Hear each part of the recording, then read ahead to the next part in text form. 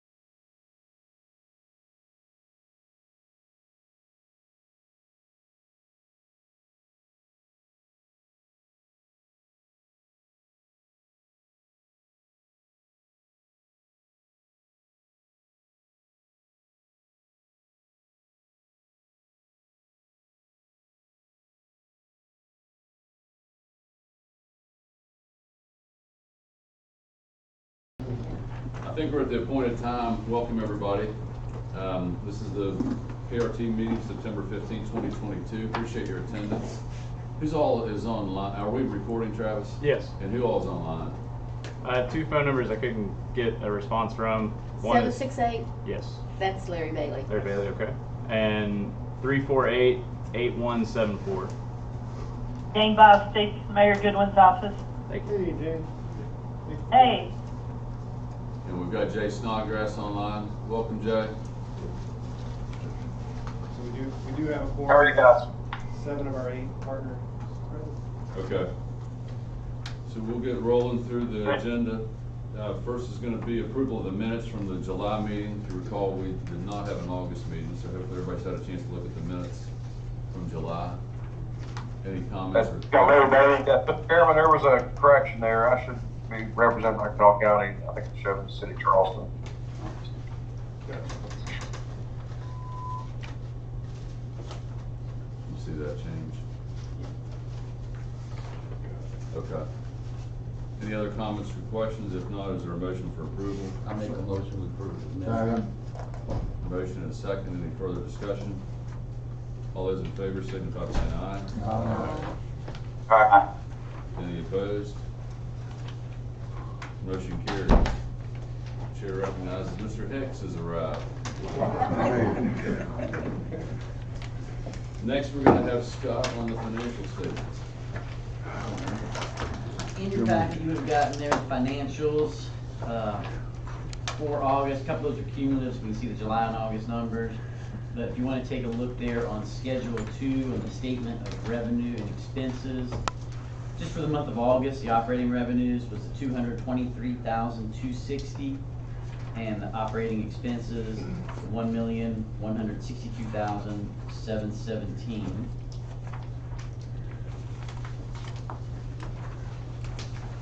Then on Schedule 3, we can do the cumulative amount for the 2 months, comparing it this period to last year's. Total operating revenues, $374,704 to the $257.03. And then on the operating expenses, we have $2,285,880 compared to $2,128,288. Only one, like I said, I know, Sean, we were looking at that other expense line there at the very end. It's a little higher than it was prior year. When we allocate those charter expenses, we had all that activity there for the Regatta stuff where it hit. We did quite a bit of hours there, but that was the number that increased it.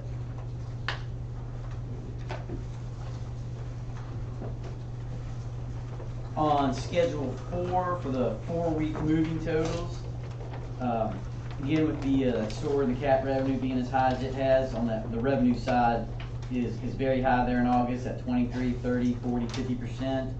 And then ridership, a little break even to start with, but it's starting to climb. And we'll see those and the actual numbers there on the buses. It was a change from what it was previous year. On 4B, the daily fare box revenue, you're looking at 18,000. And again, since the COVID in March, it's been right around that 18,000 number average for you.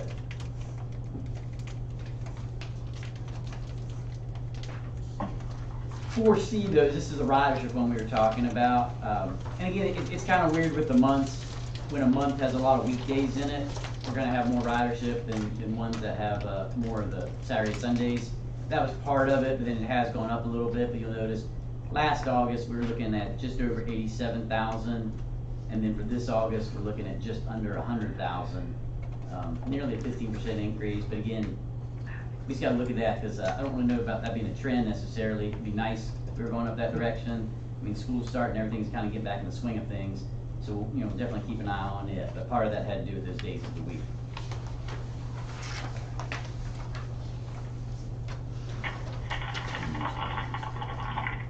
$4D, as far as just that percentage of revenue from the day pass, I mean, it's right there, 2/3, 67%.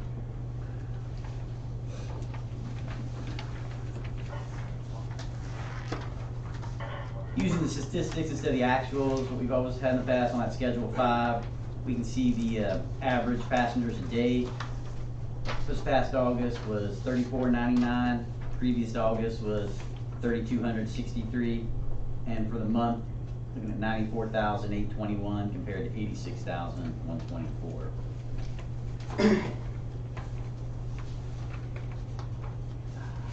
Lastly, they're on Schedule 6 with the levy receipts. Kind of a good thing. You know, September is the biggest month we have coming in. You have the other one later on then in March, but with that $2.5 million that came in year to date compared to last year, we're just over 2%. You know, we budget probably a little bit under or even flat, but and last year we didn't hit it. We finally did have a decrease, but hopefully, you know, we can get that steady increase which we've had in the past. But I think that is it, unless anybody's got any questions. I'm curious about ridership, and is there any evidence that all the activity at City Center has caused more people to originate from there? Should be able to find that out. Jake, we can find that out, right? You were listening. Sorry. Is the City Center attracted more activity, ridership that originates there? Is there a way to that? We'll be able to tell in the future once, but right now it'd be hard to judge. You know, more people boarding the bus to City Center. Look at the routes. With the passenger count, we would. Right now it'd be hard to. There's just a lot more activity down there in the city, doing so many Yeah. functions, and it's like Absolutely. Plaza. Yeah. Yeah, 'cause we've gone through the final rounds of validating the APC, the automatic passenger counters on our buses, that when you walk on and your trips to raise it counts and tells you exactly where you got on the bus. So we've just finalized that, so we actually, as we implement that on more buses, Okay. it's on how many?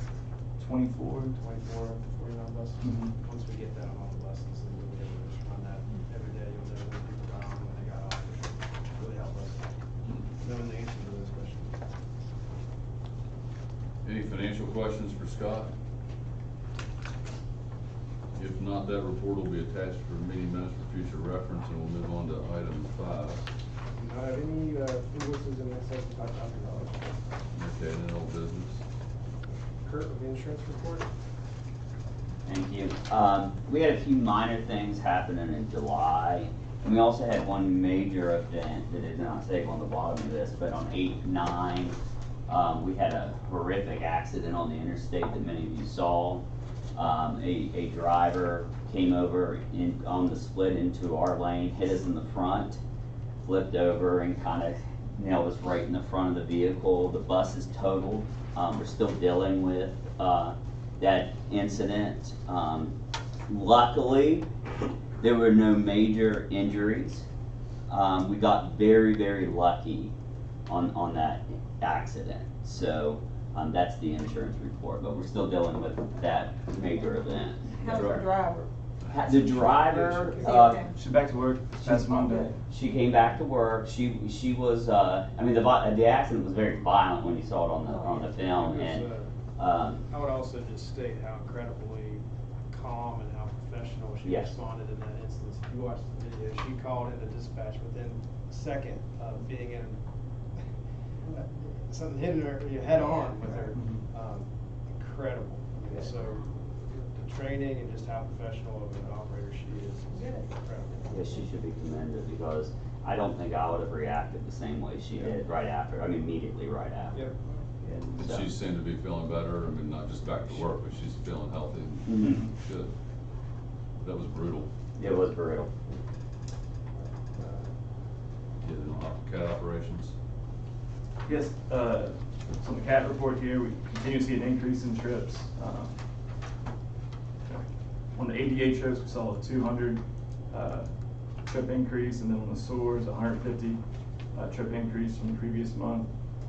So down there on the bottom, the SOAR receipts for August, we received $62,000. So it's good news that the CAT keeps increasing each month. Other operation news, we, a month or two ago, brought in a class of 3 drivers to try to increase our driver numbers due to the shortage we are having. We have 1 out of 3 still in training right now. This past Monday, we hired 7 drivers, but we only had 4 show up for the training. So we are making improvements. It's just not as fast as we were hoping. So if 1 out of 3 is still training, what happened to the other 2? One's off long-term right now. We're trying to figure that out. And then the other one broke her leg at home and will be out 3 to 4 months. Okay, but hopeful that Right. once that's, she's recovered, and Right. she'll be ready to drive. Mhm. So how many more drivers are you trying to put under the training system? 8 more hopefully would be to get us After back this to our, class is done? after this number, yeah, or after this class. And this is the first class where we're training them to get their CDLs as well, this past week. How long did the class last? About 6 weeks. And do we have the expertise on our staff to do all that training? Yeah, we have one of our operations supervisors, Mr. Snodgrass. He's been training for 10+ years. So we bought this training material called TAPCO. It's a national training material that many transit agencies use across the country. And he's using it to train these new drivers to get their CDLs. It's essentially an updated curriculum that takes into account the ELD2 training that the Fed's pushed down in February. So it gives him the tools and the class materials to present essentially what he was presenting, but checking all the right boxes so that they can get their CDLs afterwards. And the third party does the road test with them, or is that? Right, so BSC or? yeah, part of the training, Mr. Snodgrass will do like theory training, in classroom training, take them out on the bus on a range to do some training, and then over the road training with him. And then you still have to go to the DMV to get your learner's permit for your CDL and passenger's endorsement. And then there's a third party that administers a skills test. That's the last step. Okay. Well, I'm glad that we're starting to be some assistance in getting some more drivers on the Yeah. road. Okay, so we're on to C. Today, we've been talking about this for quite a while, but this facility plan. Wendell has put together a proposal there, our engineering firm, our consultant that's working on the whole concept. Ron Reeks came today from Atlanta, and he's gonna put together a presentation which is in your packet, and I think Travis will have it on the board. So I'm gonna turn it over to Ron and let him give a presentation about the material, what they've worked on so far. Thanks, Todd. Sean, anything? No, I just want to thank Ron for coming up here and for his team for we did a presentation today that's a result of countless meetings with, we've got a top-notch staff here. Wendell, who was answered and been extremely patient with us as we kind of mold together where we are looking to go with this project. And I appreciate you taking the time to meet, particularly last week, kind of with the executive board and talk to them, answer some questions, and then also today. Thank you. Well, thanks everyone for having me. So the presentation that Travis has up on the board, I don't know if you want to dim the lights to see it or however you want to do this. And I'm going to run through this pretty quick, but I do ask, if you see something along the way, just ask me. That's why I'm here, is to answer your questions and kind of tell you, what we want to do for the next moving forward. So you hired Wendell back in May of this year. The first thing you asked us to do, if you want to roll through, Travis, is to do a facility assessment. So come in, take a look at what's going on with our facility, and we did. So with Chris's help, which was tremendous. He and his staff, as well as Sean, and when Kara was here as well, we came in and did a facility assessment and looked at it and found some significant issues. The facility is 80 years old. It was never designed to be a transit facility. It was adopted. And this is pretty common in the industry, as we've done 125 of these in the last 20 years. So we know a thing or two about transit and operation and maintenance. So it's not uncommon for us to find that a system, when they organized back in the 70s with UMTA, with the feds actually beginning to pump money into transit, that they took over someplace that was never designed for transit. So the facility is old. It's a lot larger than what we're going to design or propose to design than you need today. All in, you're probably at 90,000+ square feet. We're looking at a facility with operation, admin, and maintenance to be about 50,000. So almost half. So operationally, it's a lot more efficient. But Chris has done a great job of adapting to what he had. The facility does have some issues. It has some significant safety issues that we identified. We prioritized and said, hey, these are things that you need to take a look at today. But overall, if you were to invest in this facility, you're going to spend a whale of a lot of money, and you still have an 80-year-old facility. Right. So not really the best use of the money. From that, we actually came back and said, all right, if you're going to do a new facility, let's program it. Let's really figure out what it is that you need. And so in the top right up there, you see a program, which is really a space program. We identify each and every space that goes into the facility and the square footage that's associated with it, all the way from offices to bus bays to parts, spare room, you name it, everything is identified, and that gives us a total square footage that we need for the building, also for the site, for circulation, and finally for the bus services. Next, Travis. So we came up with a bunch of layouts, and we worked with Sean and his group and you know, kind of different scenarios of where we could make it work. Two overarching factors here. Number one is Stockton Street. So Stockton Street has an at-grade crossing, and it's one of the few in this part of Charleston that has an at-grade crossing. Some of the other crossings are restricted. Florida Street, for example, I mean, it's an underpass, it's narrow, and it's also got a height restriction. But keeping Stockton Street open was sort of a constraint. We could have approached the city and see if we could close it, but I think it's the value of it to remain open is there. The second part is, to us, it's safety, right? We want to minimize how your drivers, how pedestrians, how everybody crosses that street. And while it's great that you own both sides of Stockton Street, it really works to your advantage. It's going to work to our advantage of designing this. Any other scenario we came up with, we had a lot of crossing of Stockton Street. And so, but we'll look at this a little bit deeper as we move into the first phase of what we call vision. So one of the ideas was keeping operations all on the right side, or the east side of it. And you can see all of the buses are there.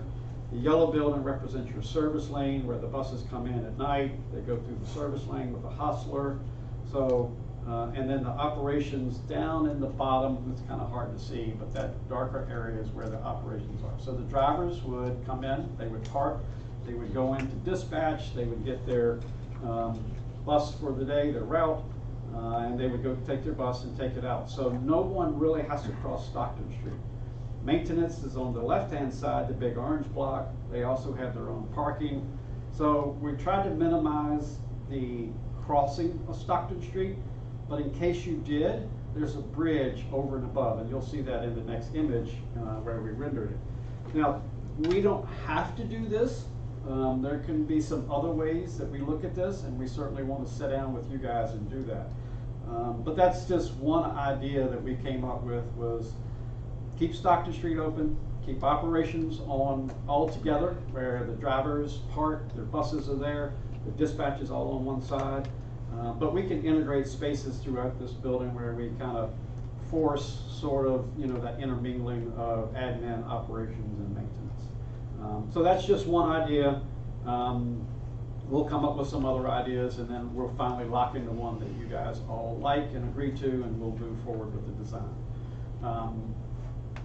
Go ahead. I was just gonna touch on when Ron first presented this concept, I was on board with the whole, everything was in one facility on this side, on the parking lot side concept, and then quickly realized that the limitations of space were not going to allow that. And when I first saw the bridge, I thought, there's no way we can afford this. And then Ron, with his expertise, explained to me, stopped me from being a never bridger guy. Understanding that it's actually not nearly, it looks extremely expensive on in the picture, but it's really not, and it can also be that great open space where we can have some communal events. Yep, and but again, don't lock into this as it is it. It's basically a rendering that says this is how we can do this, right? So we can keep operations together, we can prevent people from crossing the street. You know, those are two overarching factors that KRT and we see is good for the transit company. So with this, we talk a little bit about the proposal. So the proposal covers all the design, and I think you've got it in your package. And I think Sean's even given you the modified one. And we recommend this as well. We recommend let's move forward with the 30% design, with the demolition plans, and then we have some kind of pre-stuff where we do survey, geotech, and a vision in session. And a vision in session is where we really bring you guys back in and say, okay, how do you want this to look? How do you want it to work? You know, our layouts, we know work as far as the functionality. We know we can fit all the buses that you need. We know we can fit all the office space. We know we can do everything that you need. But now let's just try to hone in and fine tune what that looks like. So the first three items of the original proposal, I think is what Sean and Todd are asking for your support today. And they cover a good portion of the early design components that we need to give you a good estimate that will complete any questions that may come up from the NEPA. The NEPA is done. It's ready to be submitted. It's going to take 60 days plus for Region 3 to kind of review it and give you your comments back. No fatal flaws, but there probably will be some mitigation which they will ask for, which is during your excavation, you know, have monitoring on site for any contaminants that might be in the ground. I don't think the UST is going to be any issue. They're fiberglass tanks and they have a longevity of 99 years sometimes. But I think the facility itself may have some issues. While KRT was here, and even prior to KRT, no one knows what was really done prior to you guys occupying the building and stuff. So there could be some contaminants in the ground. All they're going to ask us to do is just monitor. That's fine. We do with that all the time. That's what I was going to ask you. Before you do any type digging at all, don't you got to get approval from DEP? Correct. We have to have that permit. Yes, sir. So, and we will do what we consider a phase 2, which is we'll poke holes in the ground and try to figure out the extents of what contamination is there. But we won't do that until we're ready for demolition. And then we can kind of quantify that area. And then we'll be told where we can dispose of it and where we can't. So that's all part of the permitting process. But right now for the NEPA, which is a little bit higher level that the feds like to see, is they'll say, yep, everything is good, and your mitigation will be monitor and permitting for any potential underground contaminants. That's what they're going to say. That's fine. They give you the sign-off, and that's what you're looking for. The sign-off of the NEPA really allows you to go after grant money. There is a lot of grant money out there for transportation, particularly for transit. So the time to do it is now. You're in an opportune time. The feds are simply printing money for projects just like this. But you can't really get that money until the NEPA is done. And with the 30% design, then you'll have enough complete design to have a good estimate, and you'll have some fabulous renderings that you can show. And that basically sells the project to the politicians, to the state, to the feds, FDA, to everybody else that's out there. And then you put yourself in line with the money. We'll help Sean with writing these grant applications. We've been successful in the last 4 or 5 that we've done for Greenville and some other locations. So in a nutshell, that's it. There might be some other projects in here if you want to see. Sean has the presentation he can keep. You can look at them. But we've done this Like I said, about 125 times over the last 20 years. We know these facilities, we know how FDA works, we know the things that they're looking for. And when I say 37.5 million, I'm not gonna be too far off. It might even creep up a little bit based on where we're at. A significant investment. It's probably the most significant investment you guys will make. We get it, we understand that, but we're here to help you along the way. So we know how to do these. We're going to start off with, we can only do the first 3 tasks. Yes, ma'am. Until Yep. everything's approved and all that. So that gets you get your NEPA approved by then, you'll have all the information you need to do, then you go after the money. And like I said, Memphis, for example, got $78 million in this last round on operation and maintenance. Before you get any stock, don't you have to go through the city for approval?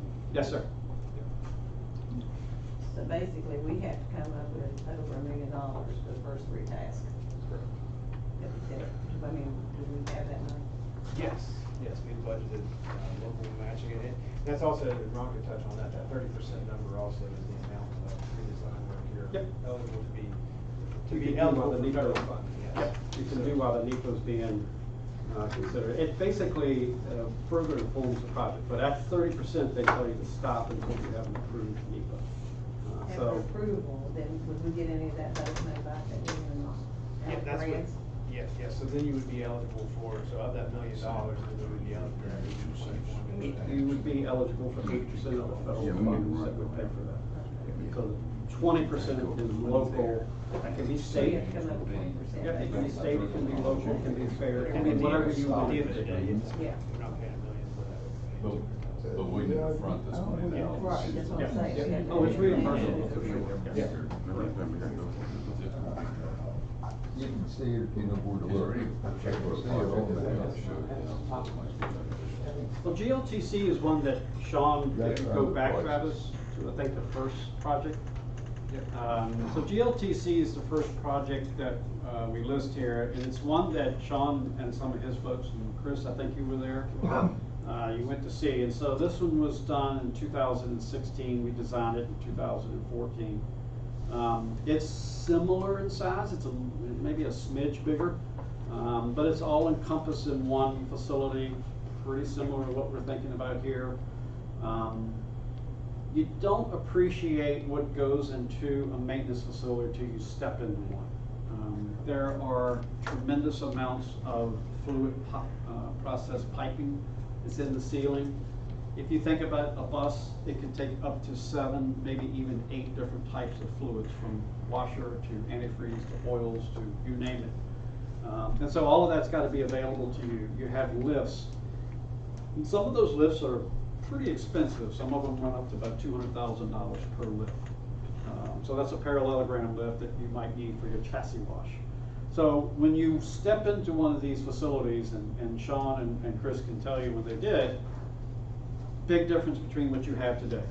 This is designed for making you efficient and working efficiently and effectively, versus what you have, which you've adopted and adapted to make it work as best that you can. But I think, and I'll let these two guys, because they went and visited, tell you, even your operator, and they probably saw the murals on the wall for, where the operators are. And, a lot of the things that are in transit, and actually in every design today, is sustainability. So this has a lot of sustainability built into it. And it also has what we consider well building, where employees come in and it's a healthy environment for them. So it's a more pleasing environment. So we have, fresh water, we have a lot of fresh air, a lot of things that are encouraging a healthier workforce versus what it was maybe back in the 70s and 80s, where the elevator was the prominent, right? Everybody wanted to take the elevator. The new design is you take stairs, right? You want to encourage people to do your steps and things of that nature. So all of that was built into this and would be built into your facility as well. So we'll have both sustainability, we'll have well building, we'll have fit well, we'll have all of those applications part of the design for that facility. What about long-term changes in bus technology? Good question. So, and a lot of us won't see it. But autonomous buses will happen, and someone will probably live long enough in here to see that. But before that, it's battery electric buses, and we're doing a lot of battery electric buses throughout the country. It is probably the prevailing fuel right now in transit. In fact, if you look at some of the federal grants, you have to have a transition plan where you're moving from diesel to some form of alternative fuel. And whether that's hydrogen, battery, they don't really care, but you'll see that requirement is part of that grant application. And we can help Sean with that as well. We've done a couple of these already. But that technology will be incorporated into this new facility. So you'll have, when you have the buses parked here, they'll have posts out there where they can charge up overnight. So we'll have battery electric technology built right into it. I don't think hydrogen would work here, but we're open to the idea of looking at hydrogen. It's called fuel cell. They're out for longer runs. Battery electric right now, the technology is they can get about 170 miles. 3 years from now, they'll probably get 350 miles. That technology is changing as we speak. But ultimately, autonomous buses. There is no driver. The bus goes out on a pre-programmed route. We're working with 2 autonomous bus applications now at universities. And honestly, they have someone on board just because they're there in case something happens, but so far nothing has happened. They're pre-programmed how they route throughout. That technology is coming, and it will be here in 20 to 30 years. I'm surprised that it could work in West Virginia. But if you think about transit, so right now, that technology is being used in some airports in Europe because they run fixed routes, and they just run all day long. So if you start thinking about where that technology fits over here, you think about trash and you think about transit because they run a fixed route. They don't change, they don't deviate unless there's something out in the road that makes them do that. All of that will be brought into your facility, so the capabilities to adapt to that will be brought into this facility. Definitely the battery electric. You know, we're going to have the battery electric as part of your fuel for your buses. But the things for autonomous, we know we're designing a maintenance building for an autonomous. You would think they don't have maintenance. They absolutely do have maintenance. So we'll have that kind of built into your design.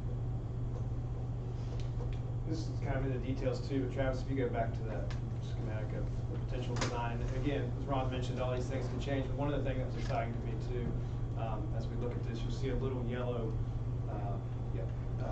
right there on the eastern side of Stockton, that little yellow building, yes, Scott, you can point to it. That's a secure fueling area that's separate. Currently, our fueling area for, you know, if you're a county sheriff, ambulance, all these different agencies that use our system, they come to the back of our facility and fuel up there. We're obviously we have staff on site in the garage 24/7 every day of the year. So you're talking about Christmas, Thanksgiving, all these days that we're not doing anything in the garage. We have people there keeping it secure.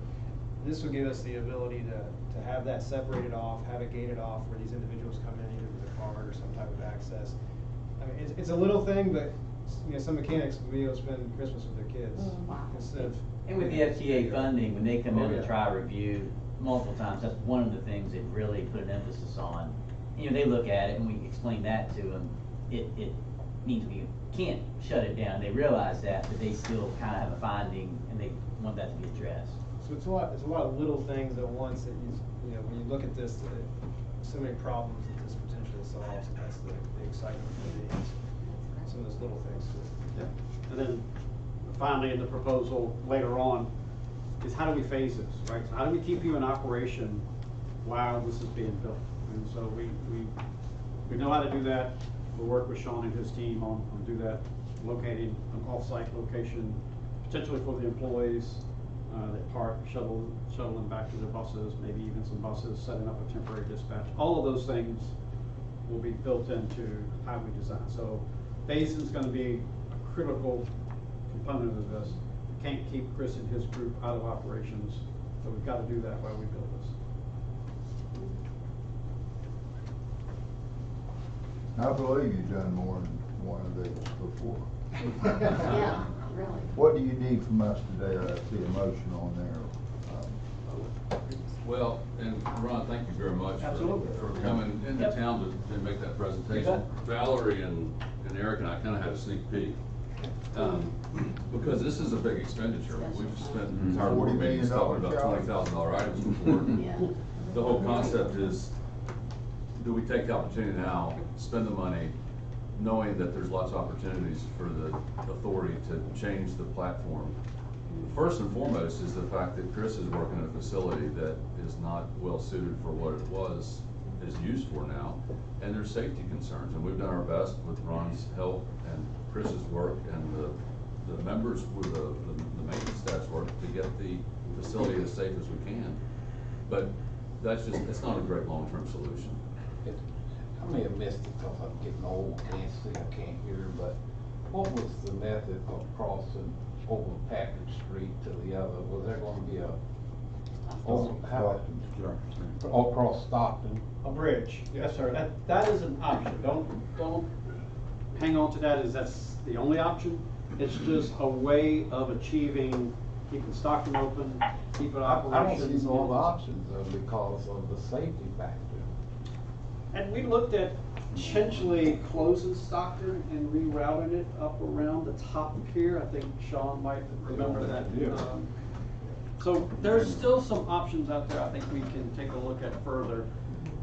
But when we come up with it, we're trying to come up with something that does the things that you want it to do. Everybody's together, safety, and then costs. So when we started looking at reconstructing the street and bringing, new Stockton out over here right next to the railroad crossing, it was starting to get expensive just to do that. So we looked at that as an option as well. But all of that will be done in the pre-design development. We'll dig into that further.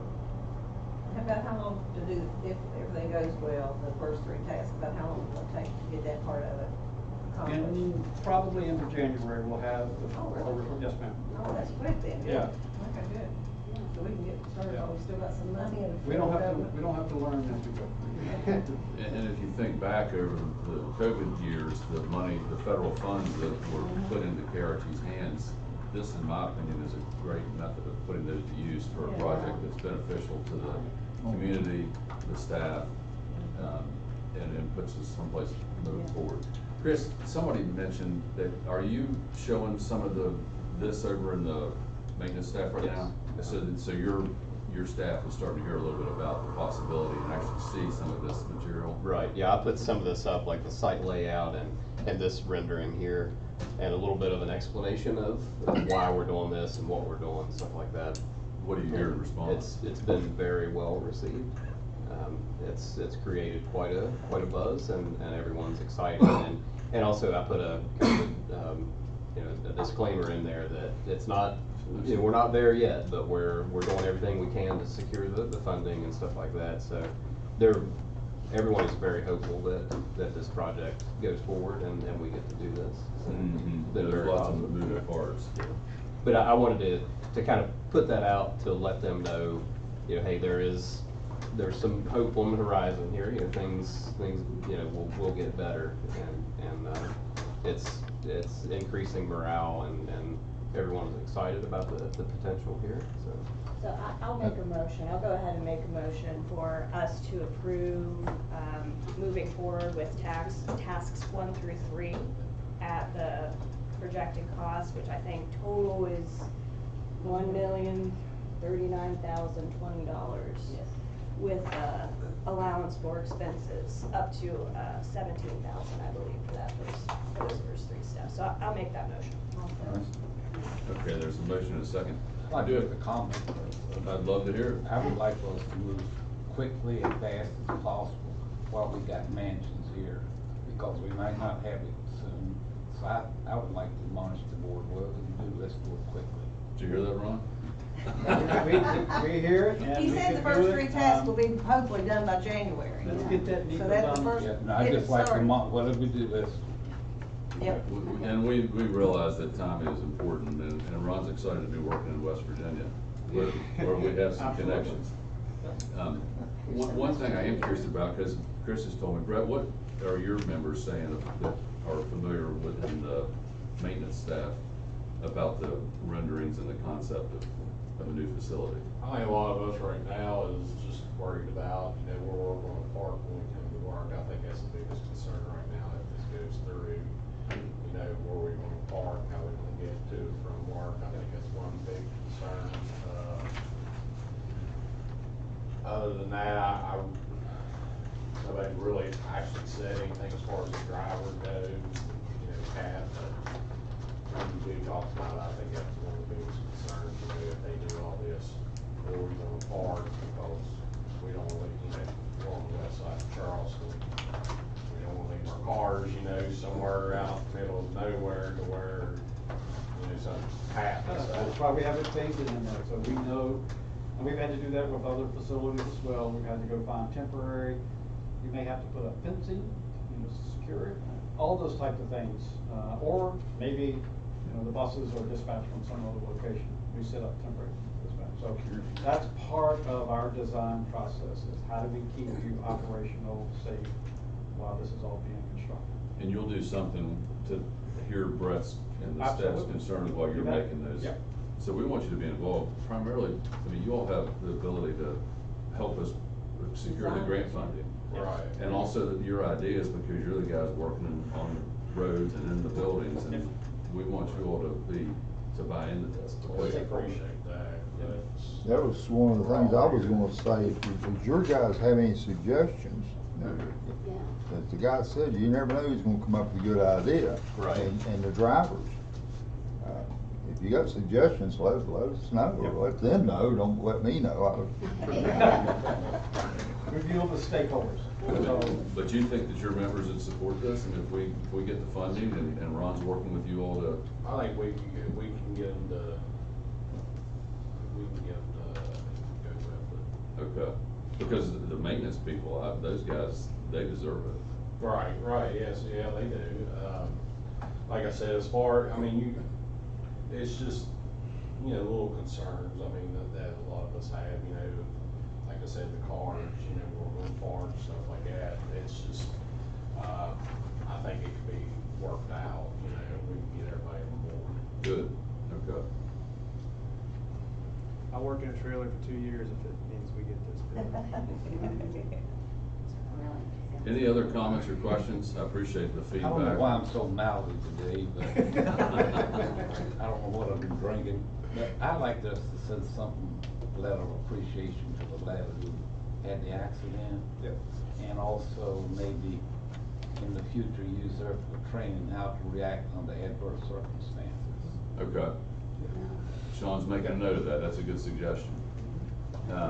We have a motion on the floor, and are there any other comments? Any comments online?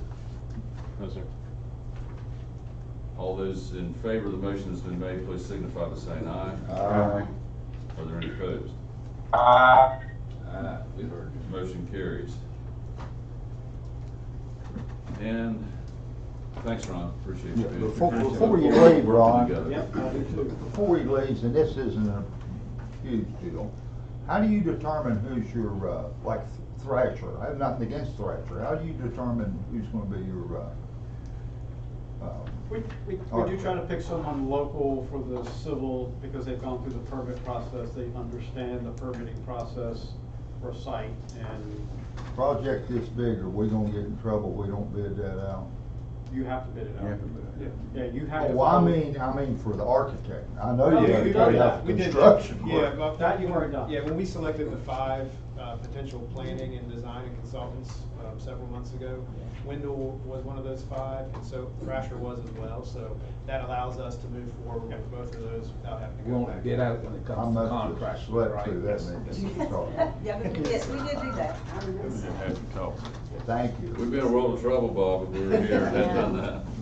You want to talk about the COA? or- Yeah, you can Well, I mean, whenever it hits, my flight's not till 12, so I'm good. Okay, so you want, let's stay in order for right now. let's stay in order. Let's go on to D, the paratransit vehicles. Yeah, so object D here, you'll remember that a couple months ago, we approved a contract, or we awarded a bid to Creative Bus Sales for price, 20.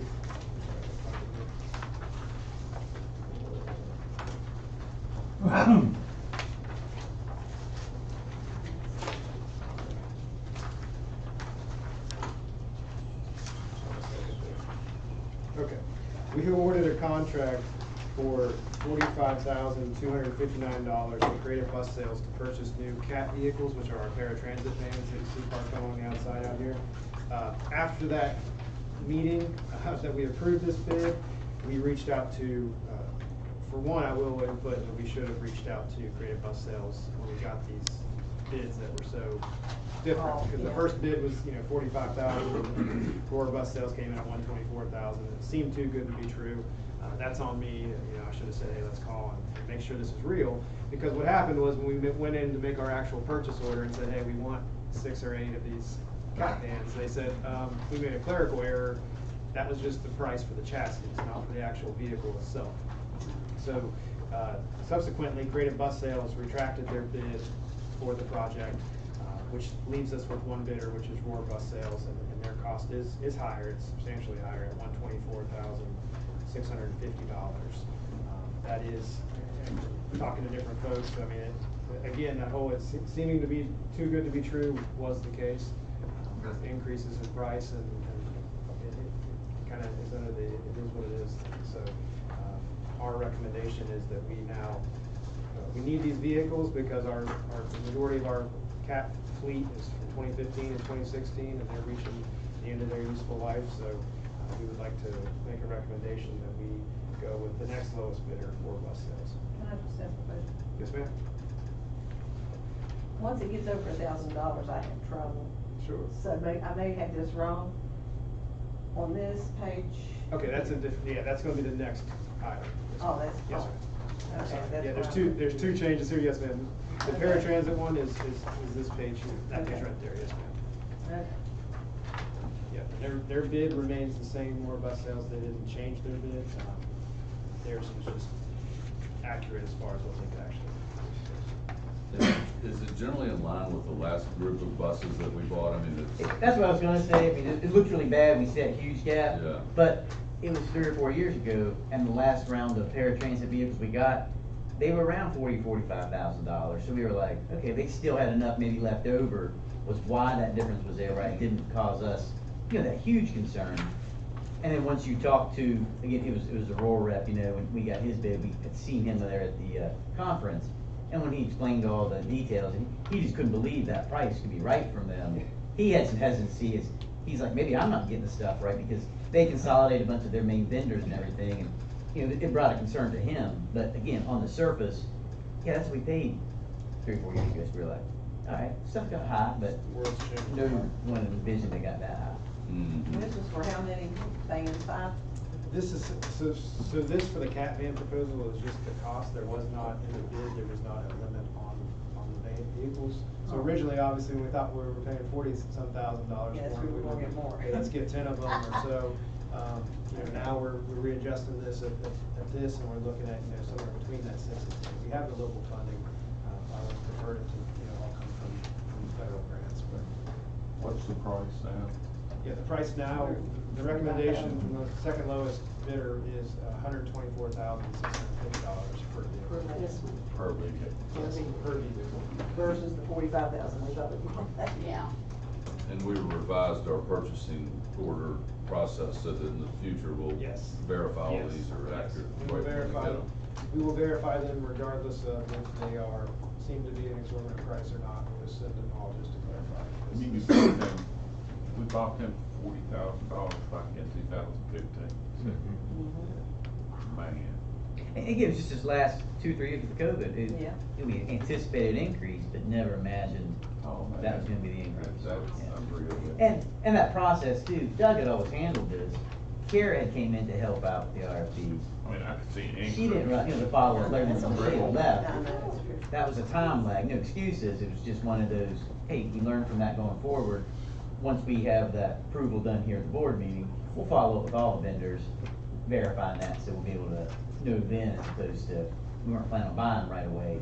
That's why it had dragged on as long as it has. Can you verify them right at the bid? Again, we could have, but we had never been through the process, they weren't here, and Kara didn't even think, But in the none of us future. thought of it. Yeah. Yeah, that's the idea, we learned, we're like, Yeah. we would do that. It's no brainer now, but at the time, you see what you got on the bid, you assumed everything is correct. Like the fuel and all that, but that was immediately because the fuel started the next, How does that weekend. price Well, how much do we have in the budget allowed to buy the vans? We had, I mean, again, our local funding, we can make that allocation any way we need to. We have 2 separate grants out, they're open right now, have been open for a very long time because it's taken so long to get these vehicles. But we had 6 on one of them and 2 on the other. We have almost 550,000 grant money.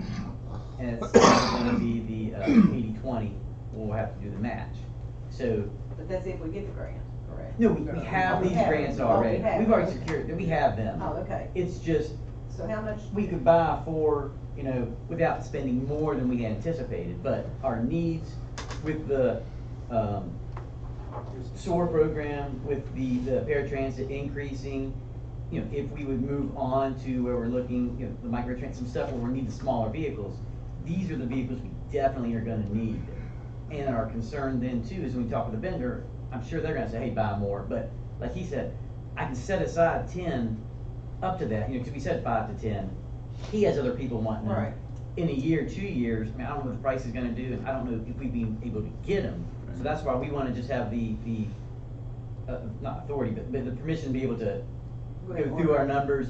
And yeah, it'd be nice to get the 10, can we justify it, but, you know, grant money, it's not gonna be enough to cover all of them like we had hoped when we were just gonna be getting the 6 in those grants. Yeah, but we're not being asked to determine the number of buses that we're ordering today, we're just approving Correct. this bid. Yeah.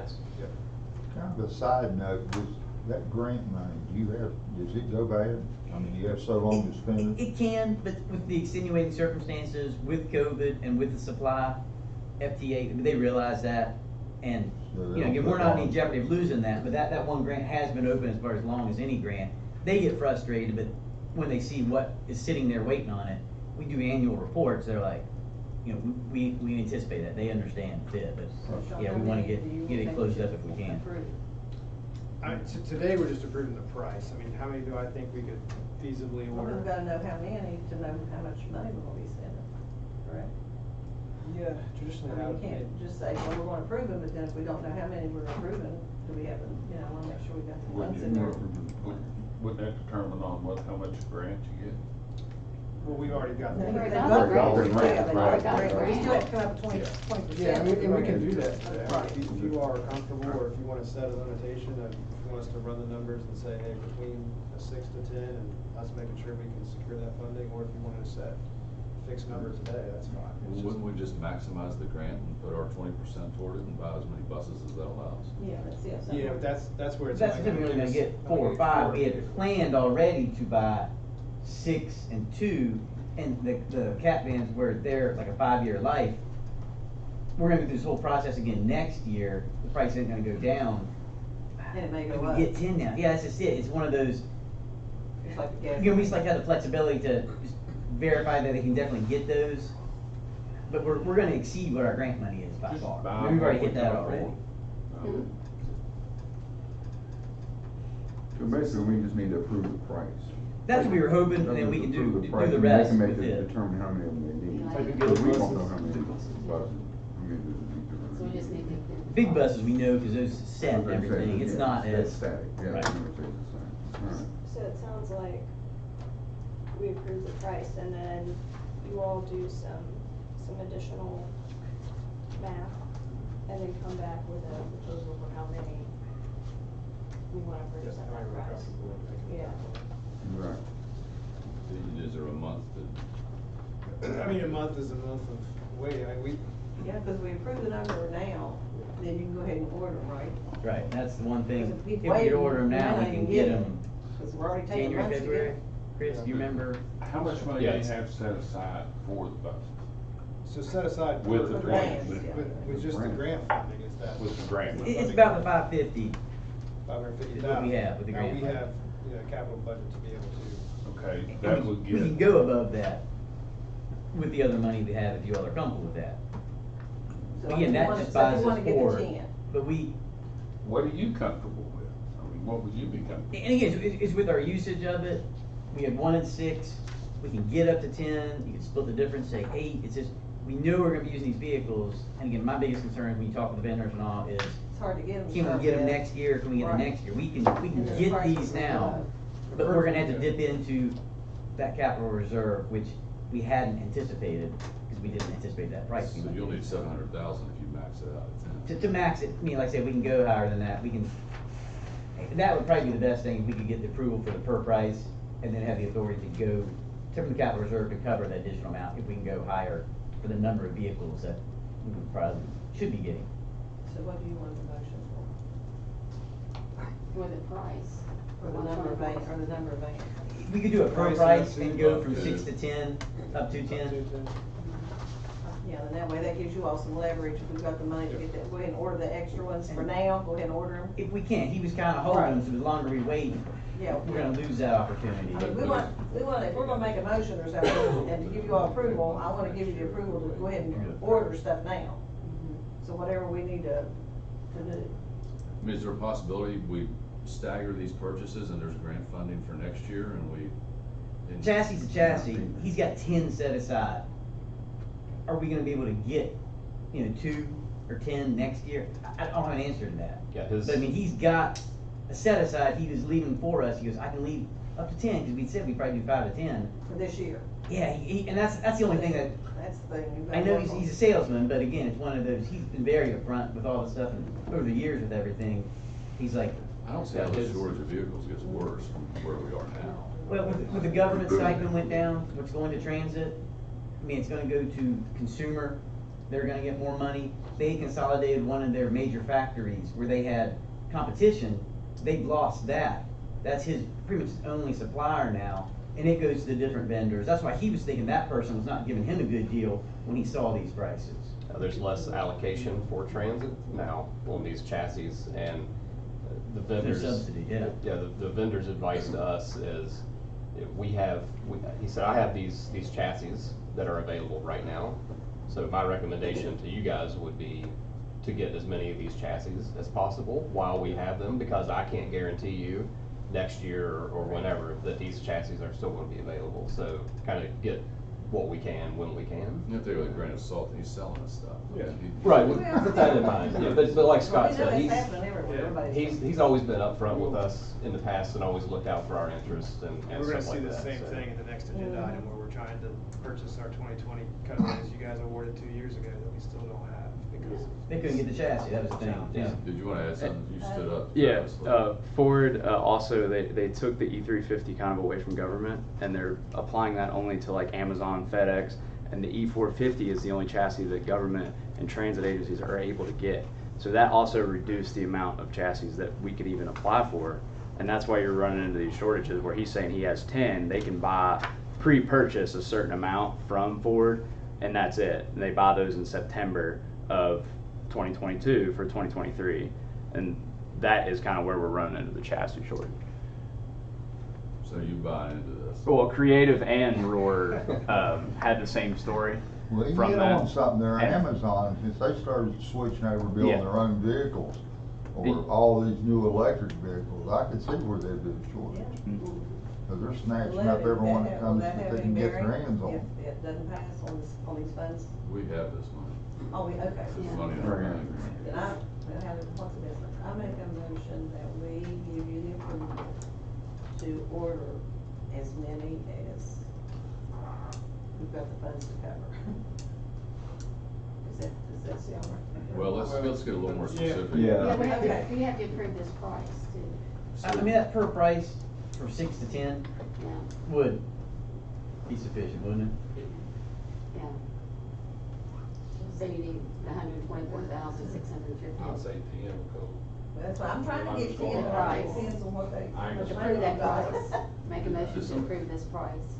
Okay. Per vehicle price, yeah. Yeah, and per vehicle between 6 price. and 10, up to 10. For up to Okay, 6 to let's, 10. let's get it to a vendor and a price and a quantity. That's what we need in the motion. All right. Does somebody have that in front of them? Well, we You don't can have make a a price. vendor. That's- But you have a vendor and the price? Yeah, so, And the quantity will be up to 10. up to 10, okay, so the motion would be, I'll make an amended motion. That we approve this $650 bid per vehicle from Roar Bus Sales. And give, management the authority to, purchase up to 10. Second. Okay. Any further discussion on this topic? I'm sorry. I guess my thing, how do you determine whether you, I mean, how do you determine, I guess, whether you need 6, 7, 8, 9, and how do you really, what's the formula to figure? Number this we out? have is, I mean, usually 13, or 10 in service. That's been They're usually past 10 in history. service. You have 3 And how spares. many are expiring, Well, or need to be expired? But the other thing too is Medicare, or not Medicare, but the SOAR trips, and we've increased the need of the Catman, so that number we've had for 20, 30 years of 10, It's it's gonna- not accurate now. Okay, cause It's it's gonna be changing, because higher we're than using 12. cat vans more, so Yes. you need to add to And they have that inventory. 5-year life, so So- in the past, it was like you could get 2 a year. I mean, Two, if you three stayed on years out of cycle, one then typically before you would get a before it larger gets- grant, Okay, and you would get 3 or 4, and be a bigger gap in between. alright, Going through the process, or because we used to be able to get some through the state, they've kind of backed away. okay. And it's just the modifications for certain things we need, it's easier for us to go out and get the exact specs as opposed to So jumping you on a state anticipate contract. growth in this particular type of vehicle going forward? Yeah, and that's the thing. Need changed. Yeah, if they only Right, last and that's the 5 part we're years. trying to they adapt, get and elected we've never next time. tried to make those adaptations in the past, is that right? Yeah, and now you're trying to adapt to what, to Yeah. look forward and be forward thinking and where it's actually going as opposed to where it is. It's also looking at Okay. that $300,000 from SOAR that we received, which are the vehicles we use for SOAR, essentially was added to the budget by having No. these vehicles, it's kind of paying for. It paid for itself, it's Yeah. gonna have another year, almost guaranteed, before there's any jeopardy of it losing its funding. But there's no anticipation from them of really losing that, Mhm. so it's not like, we're not gonna be able to use them, because again, we're gonna be able to repurpose them when we do, if we go the other route with the next Well, thing. that's the only thing you can spend that grant money on anyway. The vehicles, we try just to apply it to vehicles as much as we can, So if because you there's wouldn't less spend it, you'd scrutiny lose with it, it, right? and we can apply the rest of the operating expenses. So yeah, we won't lose it, we can always go the other way when we go forward with it, but yeah, this is transit, we know we need vehicles. Okay, so there's a motion on the floor, I'm gonna call the vote, all those in favor signify by saying aye. Aye. Are there any opposed? Motion carries. Item E. So item E is more of the same.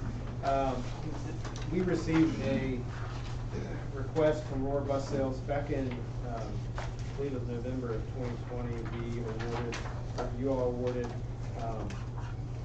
cutaway vehicle price. And Roar Bus Sales has come back to us and let us know that they are not able to secure all of those parts and chassis at the same price that they bid for back in 2020. So they provided to us a item by item list of price changes and have asked us for a change order. We've reached out to the FDA to make sure that this is okay with their process, and they've let us know that this is happening all over the United States for these older contracts that were awarded, and then since then COVID's happened and pushed the prices a little bit higher. So what I've sent out to you all is a list of item by item, what these changes are and what the costs are, which brings a new price to us for those cutaways. So what we're asking for is a change order in order to be able to purchase those cutaways all the way back from 2020 at the new price of, $126,862 for the total. It's an increase of $33,624. What is cut, you talking about cutaway? Cutaways are what we call the 500s, the smaller vehicles that outline out here. So they're a little bit larger than the, Chris can speak towards The it. cat, Yeah. the cat vans is Yeah, we use them for smaller. the hill routes. We use Higher them for capacity vehicles. Oh, okay. Well, I mean, you said the new price was what? The new price per vehicle is $126,862. Is that only commercial buses, is that what I got Yeah, and it's, 129. yeah, and so what happened since I sent you out this packet? We asked for an itemized expenditure list from Aurora Bus Sales. They gave that to us. Then we asked for it again because the math didn't add up, and then they provided us this new number. So I appreciate Chris tracking that down. So that cut the number down even more. So the price now, yes, is $126,862 per vehicle. We have, you had previously made an award for 5 vehicles. So this would be 5 vehicles at the price of $126,862 per vehicle. we have a question? Y'all already got it? Okay, on the original bid sheet. Oh, okay. It showed the base price was $97,790. Oh, okay. I thought we Then talked. $414 for delivery, $91,204. They're saying 126. Then on, down here at the bottom, it says credit to delete route match. There should have been a discount of That was the $59.24. original price right there. No, This that's one's 40 bucks. That's the new price one. That's a different bus. Yeah, including that, We all come out a little bit off, but anyway, that should have been credit, correct? So we subtract that from the $98,204. Well, I'm coming up then with a balance of $92,280 versus $126. That next paragraph, if you look at it, the additions, deletions, that additional cost for that chassis wasn't available the last 2 years. That whole paragraph there, on the second page, that 36,000 has to still be added, it's what makes that difference up. Okay, so it's 129,000 per bus. Well, it's 126 because they This were is off on old one and little number. The information in our packet's old, it's outdated, they've given us new numbers. Oh, okay. Still, that's a big difference. That's really too that messed up. 97,000 plus the delivery plus the credit for route match. This was the original purchase order price of that 93,000. So that's not changing. You take that 93,000, that total of the original PO number, and add all of the things below, and that's what equals your 126,862. He was showing us what he originally bid for on the first and second page. Right to the middle. That original PO is the 97,414 minus 4,966.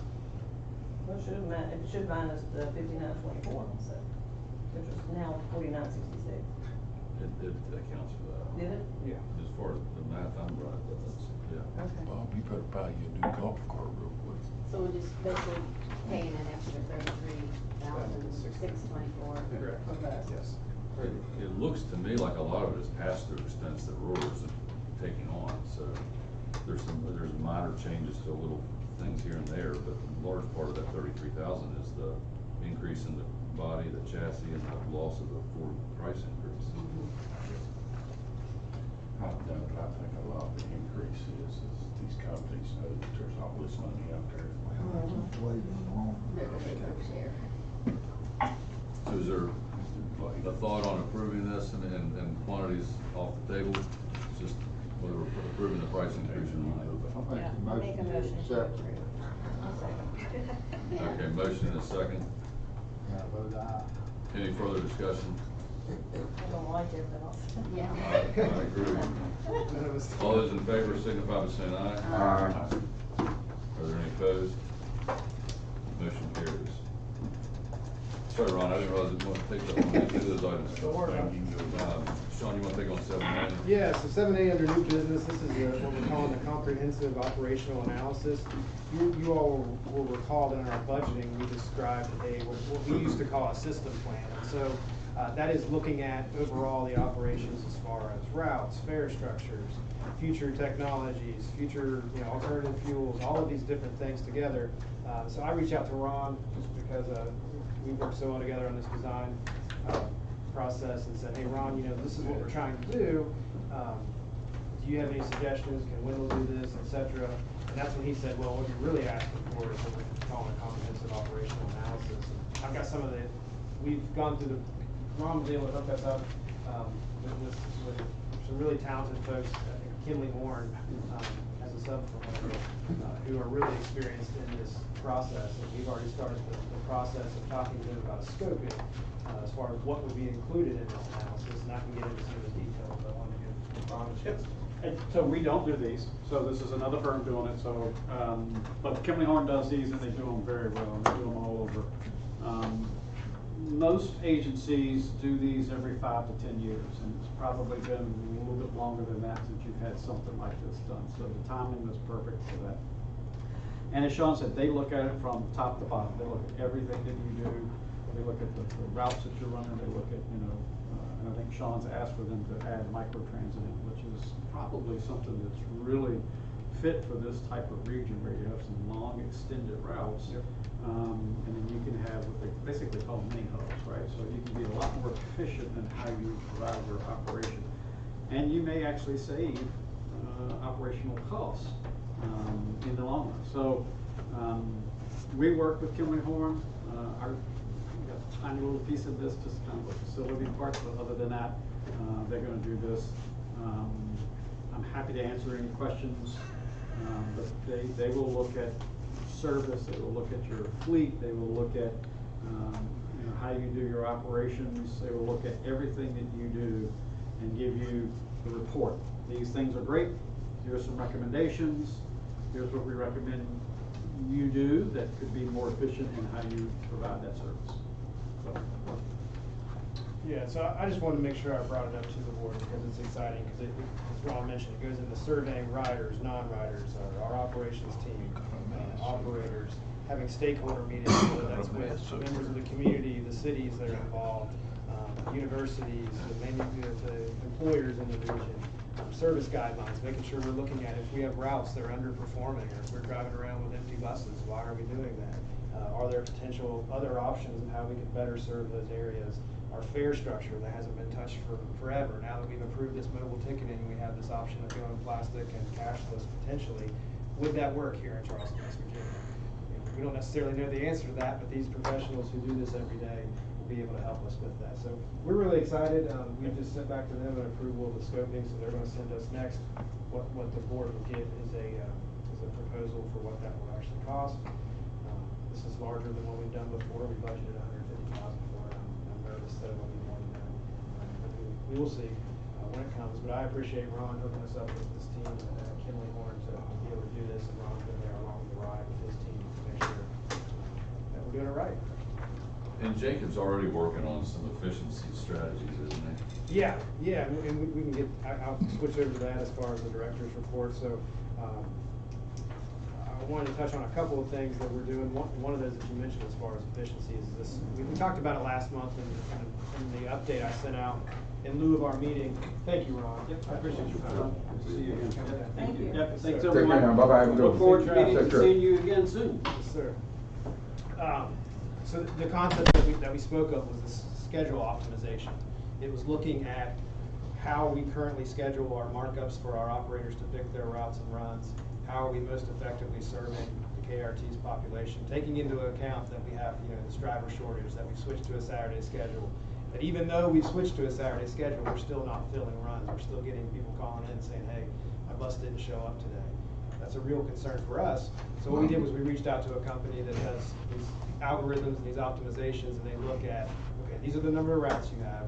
These are the rules you have as far as your union contract that you have to meet.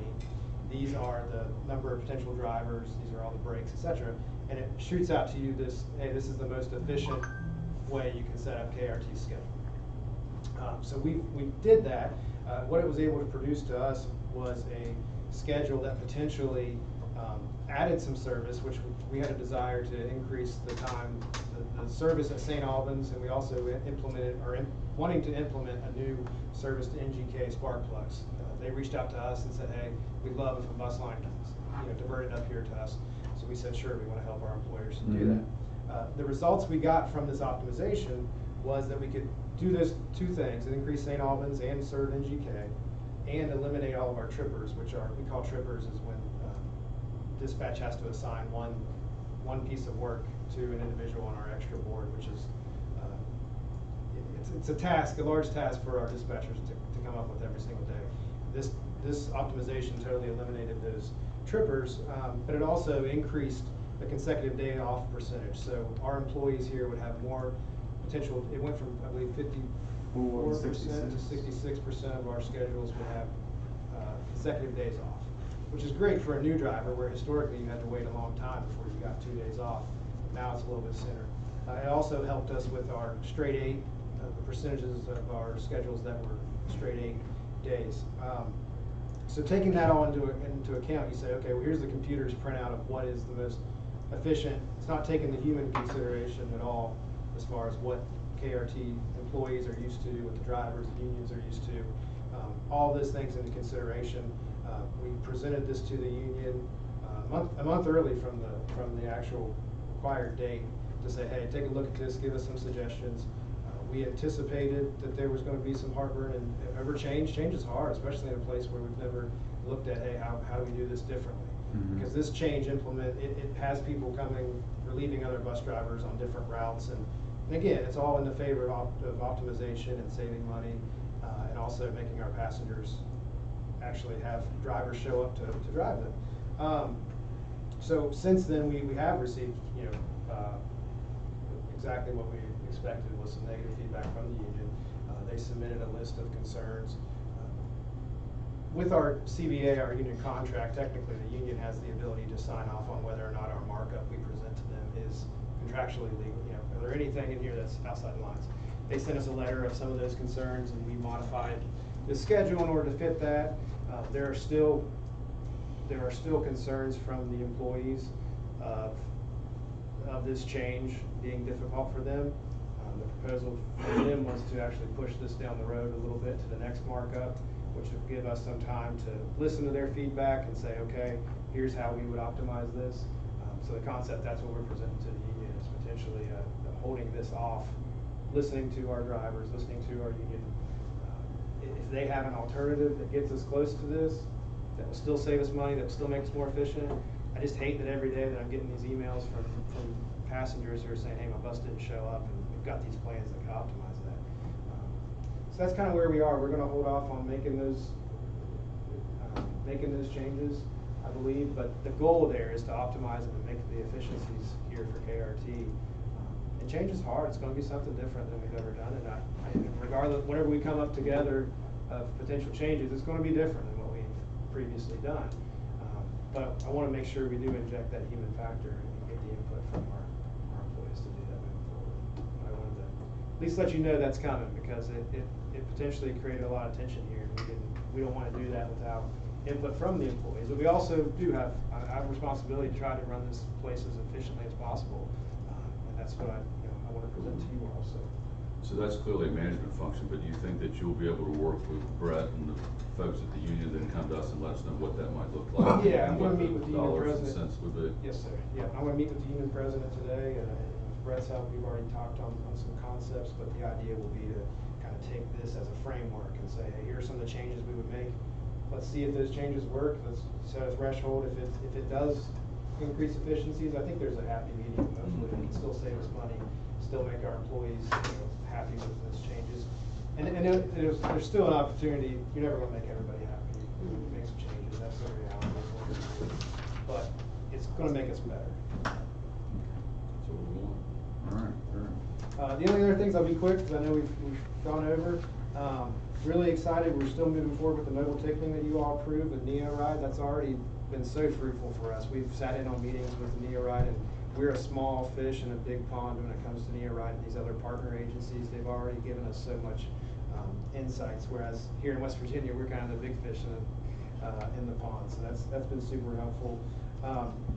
Also, we are putting out, hopefully today, an RFP for our ABL GPS system. That is the brains, essentially, of the entire operation. We approved this in the budget.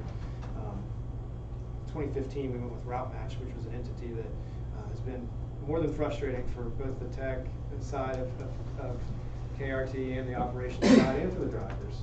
And more importantly, for the passengers, not being able to update passengers when the bus is late, routes canceled, not being able to effectively tell operators when there's a detour, dispatchers not knowing where the buses are out in the yard. It all lives in this one framework. And so that's going back to where we've traveled out and met with different entities that use these different products, making sure we're doing our homework this time to see these live in a real environment. And I think that's gonna be really exciting. So that RFP is gonna go out this week. And so come up early as possible will be the November meeting. We'll have bid proposals for you all to look at. But that's gonna be a game changer for the employees here, for us, and for making us so much more efficient. So that's a big deal. And yeah, that's really, one last thing. Today, this afternoon, I'm meeting with the United Way. They're coming here on site. They hope to repurpose one of our vehicles, whether it's a cat van or one of our cutaways, for a mobile grocery store. They're gonna run up to Clay County and several different entities. So traditionally, we kind of either auction those vehicles off for up to $5,000, or we donate them to a good cause. I'm really excited to partner with United Way to hopefully bring grocery stores to some areas that never had it. So it's my deal. Good report. Been a little longer meeting than usual. Appreciate you sticking with us. Covered a lot of good business. Did you all see the new lady is? Yeah, what was that, Mr. Tolliver? Who's the new lady? The new Pam Burns is my so Pam. My name is Pam Burns. I'm one of the drivers. You run South Hill. 17 years, yes. I see you all the time. Yes. So you just want to get an idea of what all the. Yeah. I'm excited. I'm excited too about the new, yeah, I'm excited. It is an exciting time, and you know, it's a little different. I'll be 66, guys, so whether I be here to see this thing come to fruition or not in October, 66. Good luck, and I'm excited about it. Well, we appreciate Pam's work. She's part of our uniform commission. She brings great ideas upstairs to us on a routine basis, and we definitely appreciate her input. Good, well, glad you're here.